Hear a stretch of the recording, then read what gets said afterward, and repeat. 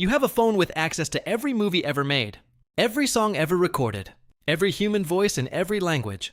And you're lying in bed at 11 p.m., scrolling through it for 45 minutes, trying to find something worth watching.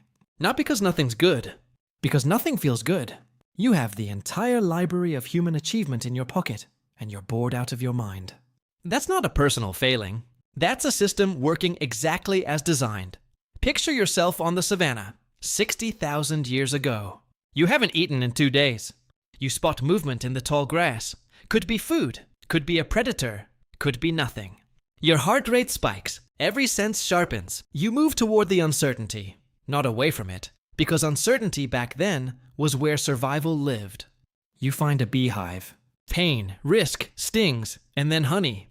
A rush of sugar, energy, relief. Your brain doesn't just reward you for eating the honey. It rewards you for the chase, for not knowing if you'd find anything at all.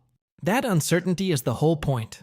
Your brain was built by hunger, and hunger doesn't wait for guarantees. This is where Wolfram Schultz comes in, a neuroscientist who spent years training monkeys to expect a squirt of juice after a light flashed. At first, the monkey's dopamine neurons fired when the juice arrived. Reward, response, simple. But over time, something strange happened. The dopamine stopped firing at the juice. It started firing at the light, the signal, the anticipation, the moment before the reward. Not the eating, the expecting. And here's the twist that changed how we understand desire itself. When Schultz sometimes skipped the juice after the light, dopamine spiked even higher. Not from getting what you want, from not being sure if you'll get it. Dopamine, in plain terms, isn't a pleasure chemical. It's a prediction chemical. It doesn't reward you for having things. It rewards you for the gap between wanting and getting. Neuroscientists call this the reward prediction error, a fancy way of saying your brain is constantly comparing what it expected to what actually happened, and paying you in dopamine for the surprise in between. No surprise, no payout. Certainty is expensive to your brain. Boredom is what happens when the gap closes. Now here's where it gets uncomfortable.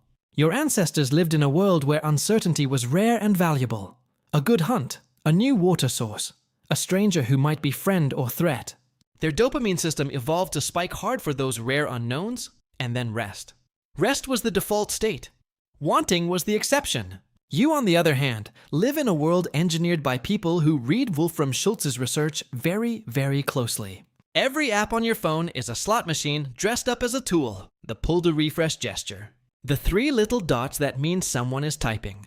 The notification badge with no number, just a red dot, because even the number would give you too much certainty. These aren't accidents. They're built on the exact mechanism that once helped you find honey in the grass, except now the honey is infinite. And it never runs out, and neither does the wanting. Here's the part that reframes everything about your Tuesday night scroll. You're not bored because your life lacks stimulation. You're bored because you've had too much of it. Too easily, too many times. And your dopamine system, the same one built for scarcity, is exhausted from firing at nothing.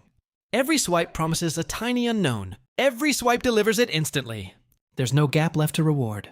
You've essentially hunted the same field so many times that even you don't believe there's anything left in it. Your brain isn't broken. It's just been fed so many empty spikes that real ones, a slow dinner with someone you love, a book that takes 100 pages to open up, a walk with nowhere to be, start to feel too quiet to register. Not because they're boring, because they're honest, and honest doesn't ping.